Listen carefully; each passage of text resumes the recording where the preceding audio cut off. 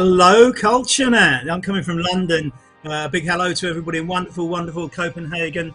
We're in for a race around Leuven in Belgium this evening. We'll talk about the course in a little while, but as you can see on your screen, 15.3 kilometres, elevation 136 metres. As I say, I'm broadcasting from London. Please excuse the pronunciations. I'm sure I'll make some bad ones, and you can email me afterwards to tell me what they were. Meanwhile, let's focus on what we've got coming up. Well done, eCycle Club Denmark and Denmark Cycle Union. I was delighted. I'm actually on Denmark Cycle Union's email list and got an email in the middle of this week advertising this race, to my joy, knowing that I was going to be commentating on it. And well done to ZMS for streaming it, ESTV, and I think they're streaming it at Kulturnat. And what better place to have Kulturnat, really? Copenhagen, a place, well, it's in Denmark. Apparently 9 out of 10 people in Denmark own a bike, and I've been to Copenhagen, and I can tell you it is the biking capital of the world as far as I can see. I will, with one proviso there, I did go to China many years ago, but I think the bike ownership has dropped there since its industrialisation. So I think Copenhagen, take a bow. Looking forward big time to the Tour de France Grand Depart, and of course the history of Denmark. You know, you've had the World Road Race in 2011, the start of the Giro in 2012, and in 2015, of course, the amateur road racing champions were held in Aalborg. I know this because I raced in them rather badly and finished near the back. But what a wonderful cycling country. Pleased to be here and really looking forward to this. And Fleming back and everybody who's been involved in putting this on, props to you. Fantastic stuff. Let's have a look at what we've got in store tonight. Let's have a look at the course. As you can see here, it's one of those, you can see it's almost a circular city. There's probably what used to be the walls of Leuven in a circle there. So a lot of this race is inside that circle you can see on the map, but there's that little bit that goes out. And then it comes in again here and then goes back round to the perimeter and round. We're only doing one lap. It's 15.3 kilometres, 136 metres of elevation. Doesn't sound big, but let's be clear about this. This has 4 or 5 sharp climbs, and if you watch the road championships, the road race championships that Julien Alaphilippe wonderfully won earlier this season, you'll have seen those ramps. But if you're unaware of them, it has 4 noted ramps, and I would probably sort of say there's probably nearer to 5 climbs. So we've got the Antonisberg, that maxes at 11% over 232 metres. The Wilmpers, that's 360 metres, 9% max though. The Kuxlong, that has 975 metres. It's a bit shallower over that distance, 6% max. And the Kaiserberg at 290 metres at 9% max. So you've got 2 climbs at 9% maximum gradient, averaging both around 7%, and one maxing at 11, averaging 5. So the climbs are going to be decisive. Now, if you're new to RGT, it's rather realistic racing if you're actually on your bike. It is the best, really, for road racing. And you can see, if you're not used to the screen, you'll see in the bottom right-hand corner, the race is starting in 26 seconds. Now, what the riders will need to do is power off fast, because these races start off very explosively, and you don't want to get dropped on these first sections on the flat before we hit the first climbs. And the first climb today will be the Antonisberg, and that will come fairly soon. 8 seconds to go. The riders need to be pedalling hard now to make sure they get that start and stay in the bunch. 2 seconds, 1 second. Here we go. We're underway. So here they come. Great graphics here from ZMS. They get several camera angles. It's like watching real racing. Now, you can see that's a little bit spread, and the 2 guys off the back may struggle to get back on. What you might find is over the first 500 meters, the riders tend to pull themselves into a pack, and if there's a split there, I think the people behind might get left behind. So we've got 37 riders online, so this is a decent turnout here, and this looks like it's going to be a good race. John Beam's out the front there, a fellow countryman of mine. He rides for Pedalers in the orange there. I think virtually everybody else is Danish. We'll just have a look at the moment.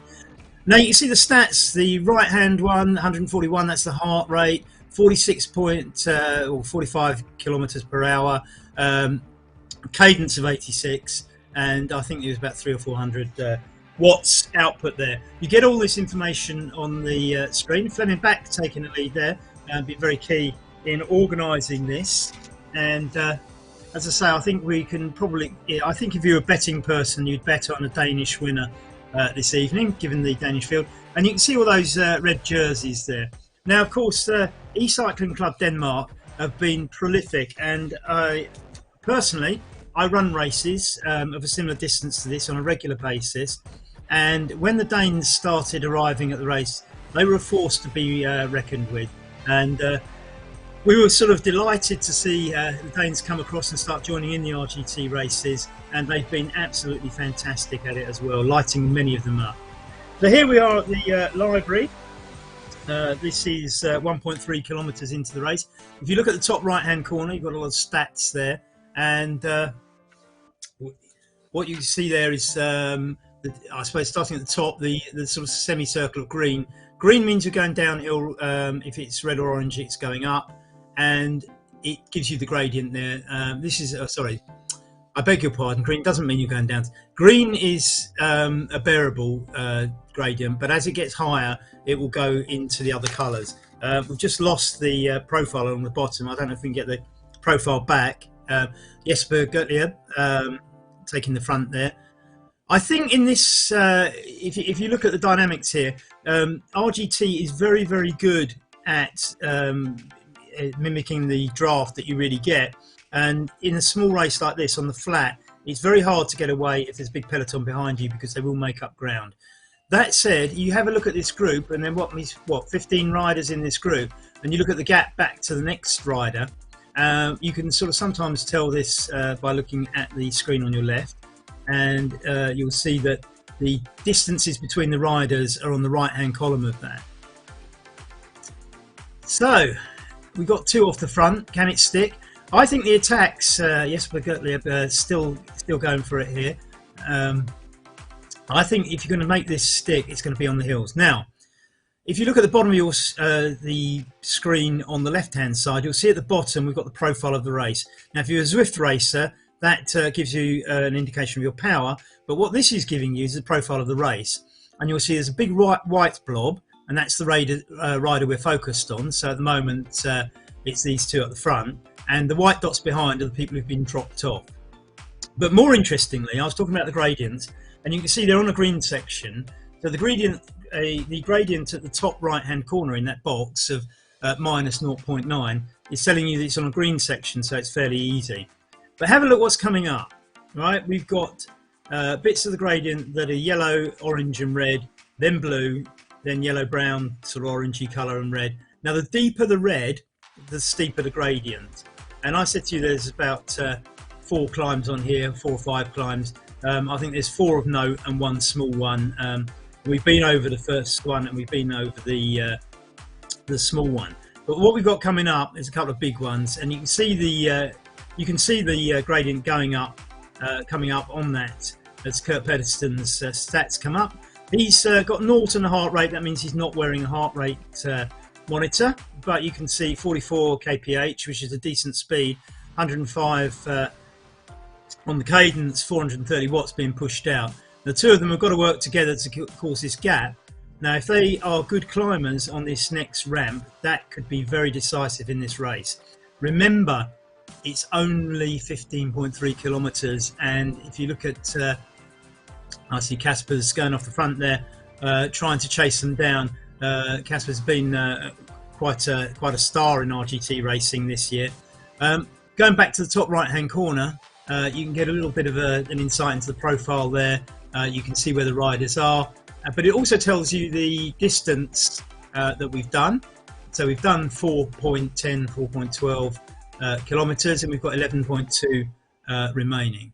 Going back to the left-hand column here, you can see that the gap between well, I see John Beams is now closing that gap to Casper's and Jesper's. Well, I don't know, they're pulling it out a little bit. But if you have a look at the gap, you will see that the gap between Jesper's and Casper's Hedenham is 34 metres. That's in the left-hand column. And I say the left-hand column, the left-hand block of data, but the right-hand column.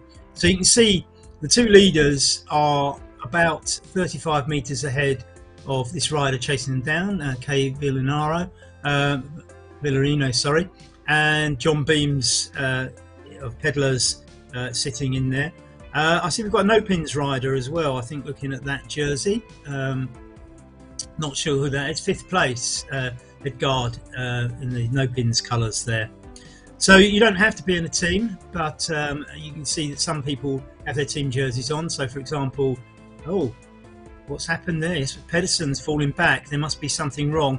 That looks to me like a technical. Technical is basically a mechanical, but because we're using tech rather than machinery, we call it a technical.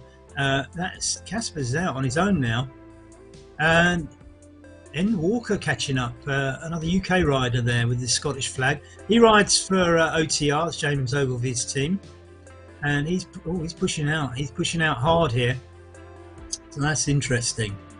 So he's in 2nd place. It's Kane Malla who's actually in the lead. The green and white jersey that Walker's in, that's an OTR jersey. That's James Ogilvy's team.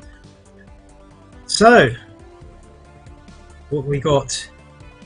We've got a little group forming here, haven't we? Klaus Moller, you see, it's best to get in a group because you do get this draft saving, and if you are going to chase the leaders down, that's the way to do it. This has spun out of it a little bit because that group is smaller now, isn't it? 1, 2, 3, 4, 5. There's only 9 riders in that second group now, and if you look over at the left-hand column, the difference between 9th and 10th is like 170 meters. I don't think that is going to get caught. I'm not really sure. I'm not really sure what's happened to Pedersen there. Fleming back coming up to join in. Perhaps they can ride together. The Cycling Club Denmark riders riding together there. You get together. The draft effect is good, so why not use it? So here we have the leaders.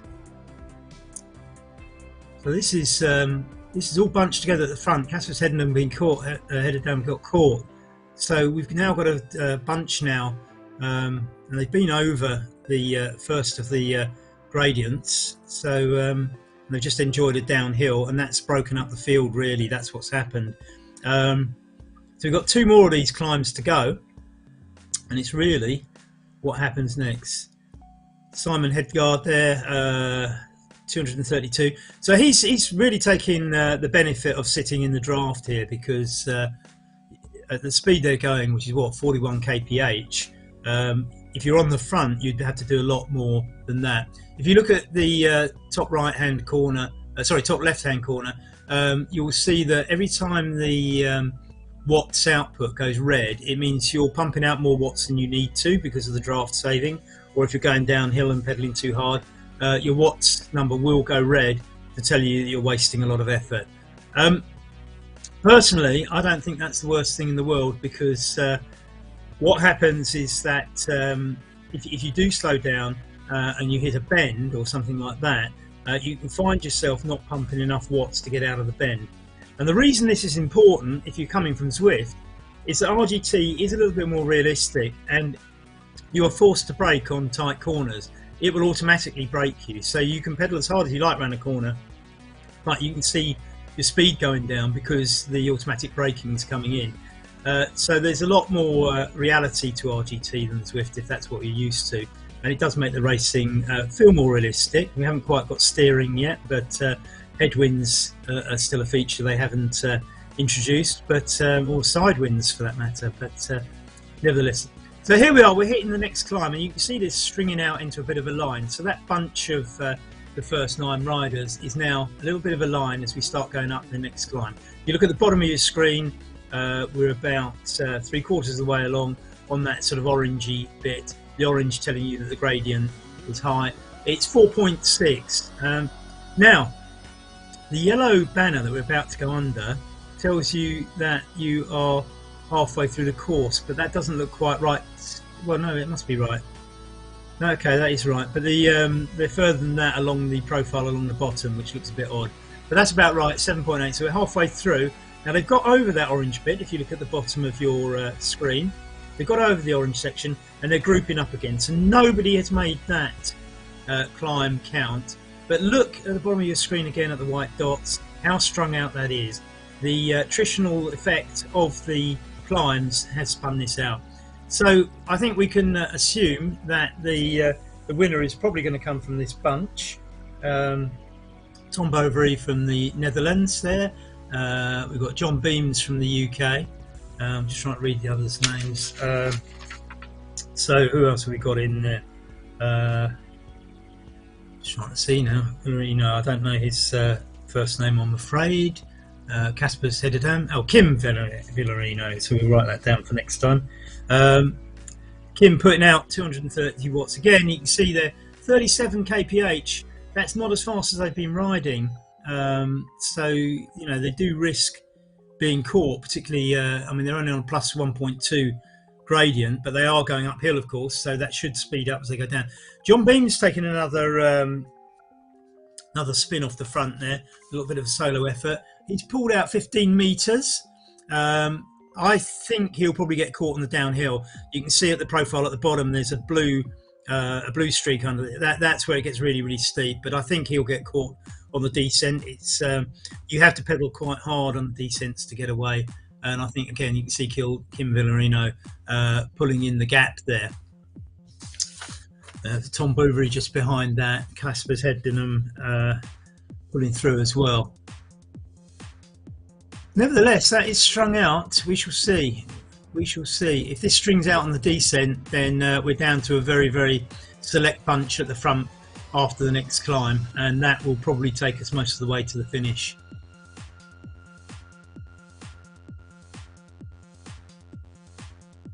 And you can see as they go around the corner there, that the braking will come into effect on a corner like that. I mean, a sweeping bend, you won't get the effect so much. So Tom Bovary now pulling out. He's having a little dig. Is he going to be closed down or not? We shall see. We shall see. It's Klaus Moller in there as well, I see. Another Dane. So what have we got? We've got 5 Danes, 1 Brit, and 1 from the Netherlands. And the Netherlands man is pulling away at this moment. And you can see now we're on 7.8%. This hill is breaking this up, and I'll tell you what, if Tom can pull away on this one, he might just do it to the finish. Interesting times. Now he's down to the softer bit. He's onto the green section, so he's only at 2.7, but he's pulled out a gap of 55 meters. Now it's fairly downhill after this, as you can see from the profile at the bottom of your screen. The question is has he got enough to pull this away? It's 76 meters now, goes around the bend. There'll be a braking effect there. That will affect all the others as they go around that out and back little section of dual carriageway. But look at the gap before he's passing them. That is massive. He's now got 62 meters, so it's down a little bit, to be honest, but that's still impressive. 5.2k to go. That would be an impressive solo win if he were to pull that one out. Chasing pack here now is down to probably 3 riders, Casper Heddenham and the others now dropping back 90 meters, sorry, back to 5th place. So we're looking at 4 people. Oh, that's impressive. That is impressive. They've got back. So I think now you look at the gap, 124 meters from 4th to 5th. We're down to the select few with 4.8 kilometres to go. Will they play cat and mouse? Well, it's not quite close to the gap. There's still 72 metres. I missed that. So Tom Bovary still out the front. Kim Villarino, John Beams, and yes, we've got the just behind. Will they close it? It's coming down a little bit, 60 something. I think if the 3 work together, they should be able to close this down within the remaining time. 4.3 kilometres to go. I mean, it's flattened downhill now. Tom's going to have to pedal very, very hard to pull out an away victory. And I'm sure everybody at Kulturnat wants a Danish winner. Cheer if you want a Danish winner out there. Come on, guys. See if you can close that gap. We've got to have a sprint finish here. Now you can see they're still going downhill. It's not particularly steep. It's 1.7 percent gradient, but Tom's on 0. You can see I say 0, it's just gone up to 0.5% there. But he's on 0, but the gap is still fairly sizable. I think he might do this. 3.7 kilometres to go. This is exciting. The other three need to work together now. They need to pull this down. Over 100 metres Tom's got on them. This will be a phenomenal victory if he does it. You don't see this often on a race this long on RGT, and they're not working together, are they? As you can see there, as Jesper's got the and John Beams are probably the two that are going to get across. Kim Villarino, I think, is distanced. Yes, definitely now. So I think these two definitely need to work together rather than against each other if they're going to pull anything back. But the gap is huge. 72 metres. Still time to put it in though. Can Kim do anything about this? I think Kim's probably suffering, I would guess. I've certainly been here. Once you're solo into that headwind on RGT, it's very, very hard to pull it back. But it's fighting. So Tom's gap is now down to 53, 57, 58 metres. So the two behind are closing it down. So all you Danes at Kulturnat, your hopes are with Mr. Gottlieb here. If you want a Danish win, because he's in it with the Brit and a Netherlander. So, quite interesting. Remember, this course is the World Championship course. It's the loop at the end. I don't know, Kim Villarino is pulling back. Well, that is impressive. That is impressive. Oh, if Kim can get on and there's three of them, that makes it even better for the chase. The chase is still... Tom's holding it at about 50 metres, 59 metres, 60 metres, something like that. So it's still in the balance. They're coming up to this smaller climb for the second time. So it's going to be a climb to the finish. And you can see the gradient now, 2.5, 2.6 for Tom. It's what the others can do on the gradient.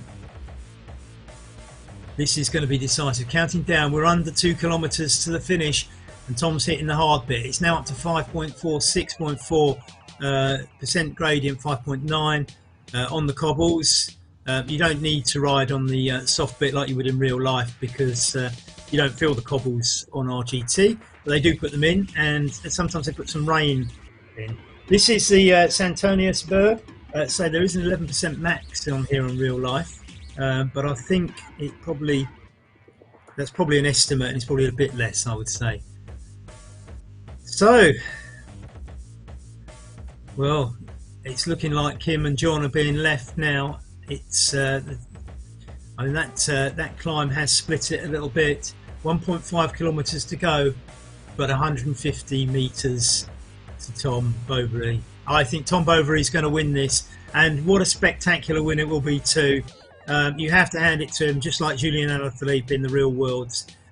This is a spectacular ride.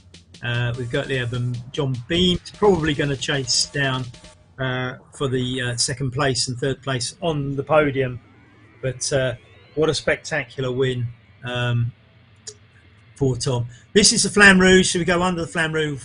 1 kilometre to go with nearly 200 metres back to John Beams. I think Tom Bovary, chapeau sir, what a fantastic win here on the Leuven course, just east of Brussels in Leuven, where the World Championships took place, as we said. I hope all you guys out there in Copenhagen are still pedalling away further back in the field, and I'm hoping we will see you all cross the line one by one, because believe you me, once you get left a little bit behind on your own, it can be quite challenging, but quite exhilarating as well. And you'll see here with these graphics, it's very realistic and probably about as good as most Swift graphics, I would say. RGT's best feature probably is its magic roads, where you stock scenery. And the big advantage of RGT racing, unlike Swift, is you don't have to ride on the same courses all the time, because we make our own up. And all right, they've got stock scenery, but we can make our own courses with our own hills and bends and things like that. And so you're not always racing on the same courses, which is where RGT really makes it for me. So with 240 metres to go, Tom waves in. Now at this point I'll be zipping up my jersey and holding my hands aloft because nobody's going to catch him, although the distance is down to just over 100 metres behind, and so we're going to get a Danish second, I think, here. Yeah, I think Gottlieb is going to finish second as Tom takes the win. Gottlieb behind. Actually, that was quite good. That was probably about 50 metres difference. John Beam is pulling in my fellow Brit, the only Brit in the... Oh, no, two Brits in the race. We've got N. Walker from OTR Racing. No, I think it was Neil Walker, was it? Casper's coming in now. We can see in 5th place. Well done. Casper's a regular rider in my races. Not absolutely regular, but quite. So Jesper Gottlieb pulls 2nd place for Denmark. Well done. You're going to get 4th as well with Casper's Ederdam. A regular rider on RGT. A little bit of a star too. Denmark should be proud. But beaten by his countryman Jesper Gottlieb today. So here we have Ola coming in next. So I think most of the rest of the places are going to go to Danes, apart from the... oh, sorry, I see there's 2 Brits in there actually, isn't there? So this is quite a popular platform in Britain. It really has taken off, and I think out of all the countries, probably Britain and Belgium provide the most riders, although I do believe that a lot of French riders ride on their own races, so we don't necessarily see them in the international races, and they ride on their own. And that might be the same for the USA because of the time gap as well. As Jay Stevens comes in, he's a Moon Rider. That's Moon Rider's kit, that green and white. So well done, Mr. Stevens. You can see the results coming in on the chart on your right. This is all part of ZMS's Deluxe Supreme Broadcasting, and quite a few of these races are broadcast on ZMS and ESTV across the United States. So if you want to see yourself or your avatar on the TV, take part in some of these races as Jakob Matteson comes in next. It's nice to see all these riders coming in, and we're down to what, 15th now. And hopefully, yeah, you can look at this, I believe, afterwards. So if you're in the race and you want to watch it back and see yourself or your avatar, then please do so. And hopefully we'll catch all the riders coming in as they come in. I see in 20th place is Thomas Nygren from Sweden. He's a racer I know quite well from racing my own races. Infinitely better racer than me, but nice to see at least one Swede in there, and one Australian as well I see coming in there. So Ulrich Idgard coming in next, and Janil Hansen, the next one across the line, pulling in 17th place. That's interesting. Oh, that's fascinating. The Danes got what I would call the Swedish football team's colours on, and the Swedes got red for Denmark. So Denmark, but they're both being overtaken by Nielsen, who is probably going to beat them all. Looks a lot fitter. He looks like he's got a bit more to... I don't know. Thomas Nygren's not having any of that. Oh, this is a proper sprint finish. That's what they should look like. Yes, we do like a little battle at the sprint finishes. Most of the races I run are designed to have sprint finishes, even if the group splits into bunches. So well done, Thomas. Nice to see you here tonight at the Kulturnat. We're coming in now thick and fast. We're down to 27th here. And that's Bo Damsgaard coming in 20. Don't worry about where you finish in this, because what you'll find is that the more you do these races, the fitter you'll get. And in particular with the RGT races, they are more realistic, and I think you'll get cleverer and cleverer at... oh, we've got a Slovenian rider coming in here. Yeah, you'll get fitter and fitter, and you'll get better and better at working out how to use the draft and you know, staying in the pack.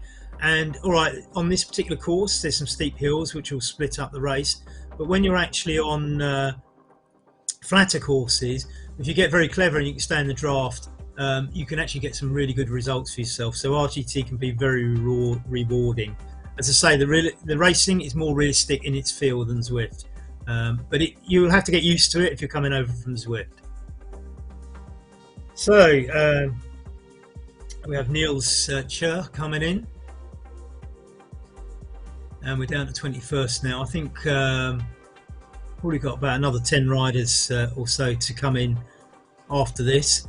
Fantastic turnout, and I know that over in Denmark you haven't been using RGT as phenomenally as we have in Britain, but certainly, as I said earlier, a few of the guys came over, Mads and Kaspers, and they started racing. Fleming back, they started racing and kind of had taken the idea back because they kind of discovered just how good RGT is. And the formation of Cycling Club Denmark is fantastic, and I hope that many of you will get involved with them, and hopefully there'll be lots more of these Danish races. This one's been great, and it is a great course. It's split up, so you didn't get the sprint finish, but you watched the tussles, you watched the drama unfold, and you got your little sprint back there in later places. And that's another thing I would say about a lot of these RGT races. They're not graded. You don't have to be category A, B, C or D. What you can do is just go into a mass race like all the ones I run. I will not put any grades on there, and what happens is the slower riders will form their own little bunches and have their own contests, and you know that if you're in a bunch with your own because of this natural selection, you end up racing people who are genuinely in the same category as you, rather than if you have categorized races, people drop down a category and try to win races a category below their real standard. With RGT, if you put everybody together, then actually what you get is a realistic split in the bunch, and if you're in bunch 2, you just have a sprint finish with the other bunch 2 people. It's great fun, thoroughly recommend it. I don't work for RGT, by the way, and I tried all the platforms.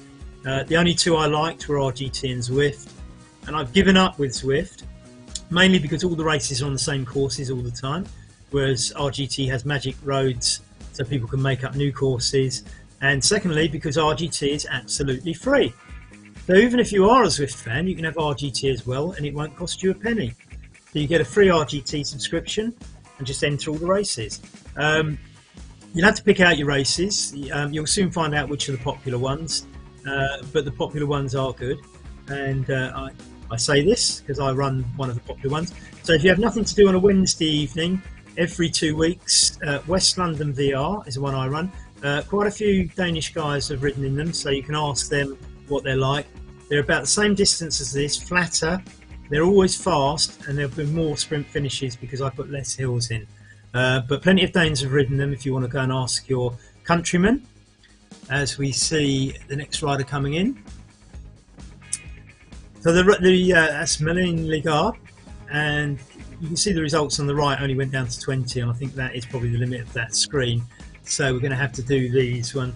And we see that we've got an eCycling Club Denmark rider here in Bond, and that's trying to think what the first name is.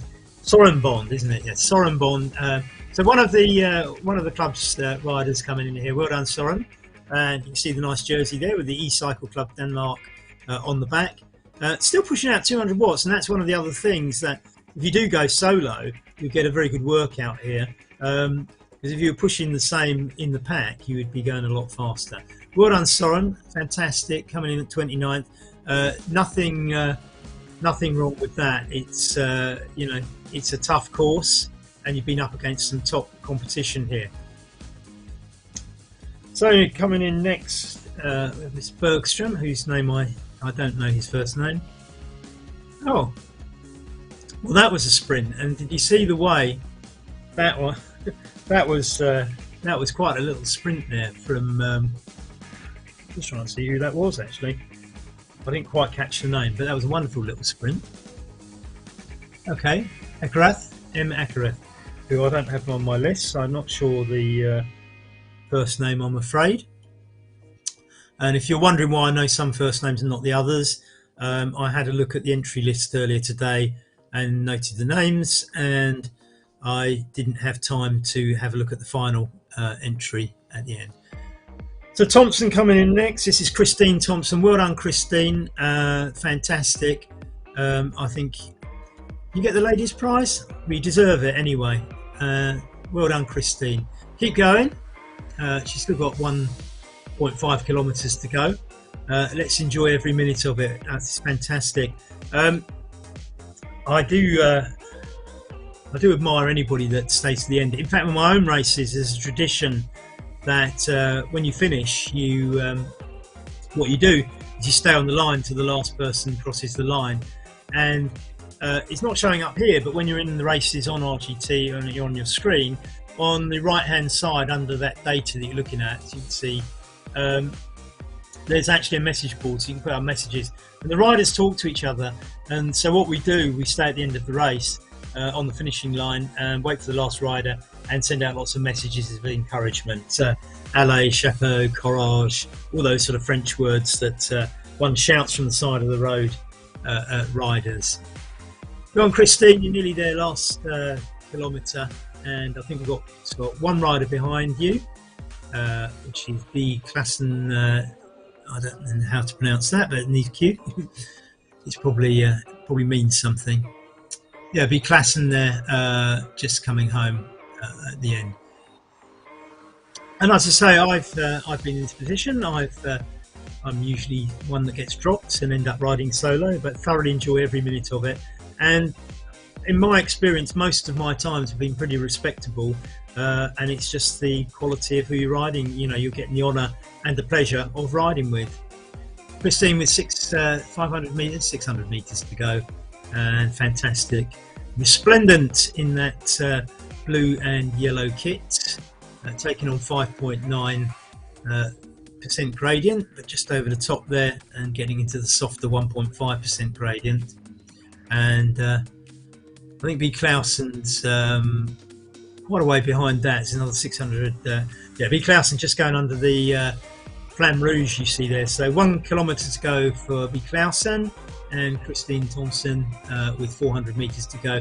You'll be delighted to see the finishing banner coming up anytime soon.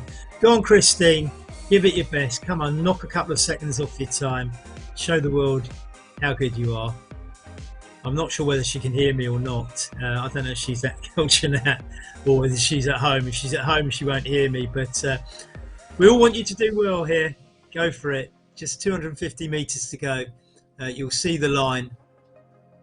And it's worth a little sprint. You'll be proud of yourself for the seconds you save. I say that. I've been so out of breath coming across the line that I've actually slowed up in this sort of position. 120 metres to go, and she can see the line quite clearly, getting applause from the avatars at the side of the road. Not the crowds you probably had or you will have at the start of the Tour de France next year, but there we go. Well done, Christine. One more rider to finish, and here he is, Big Clausen. And we've got 400 metres to go, so we'll see this one through. Well, I hope you've enjoyed this as much as I have. I've been looking forward to this. I've always enjoyed going to Denmark, and I think the last time I was in Copenhagen, I gave a speech at the Danish Film Institute about making films. Not that I make films. And here I am. I believe the Kulturnat's in a TV studio. So I've gone from the big screen to the small screen and onto the live broadcasting internet screen as well. So it's all at screens for me in Copenhagen. It's a wonderful city. I love the range bikes you have out there, and I suspect the Grand Depart for the Tour de France is going to be one of the best occasions ever. Really looking forward to that. As B. Clausen comes in, crosses the line, and that rounds it off for tonight. So Tom Bovary from the Netherlands is the winner. Jesper Gottlieb from Denmark does you all proud of the second place. John Beams from the UK grabbing third. And if you have a look at the time gaps here very quickly on the right hand side, you'll see 21.28. I think that's exceptionally good for the amount of hills on here. That is a very, very good time based on my knowledge of races of this length. In fact, the one I did on Wednesday was a lot flatter than this and wasn't much quicker. So Tom Bovary has put in a splendid time there. And if you look at the second, third, fourth, places. They're not far behind. Even Casper headed down. Now Casper's a good rider, and I know he is because I've seen him. I've seen him off the front of races at 22:15. I think that's a fantastic time given the hills that we've got. And in fact, you know, if you go back to 20, even at 25 minutes, I'd be surprised if I could do that much quicker than that, given the climbing. So I think, Denmark, you've done yourself very proud with this presentation. It's been an absolute honour to be part of it. And hope to see many more of you on RGT very, very soon. As I say, a quick plug for my own races. They're every other Wednesday. You can ask Caspers and people like that. They've ridden them. They're every other Wednesday, about the same distance as this, and less hilly. And I'd love to see more Danes taking part. Love you all, and see you soon. Thanks for watching.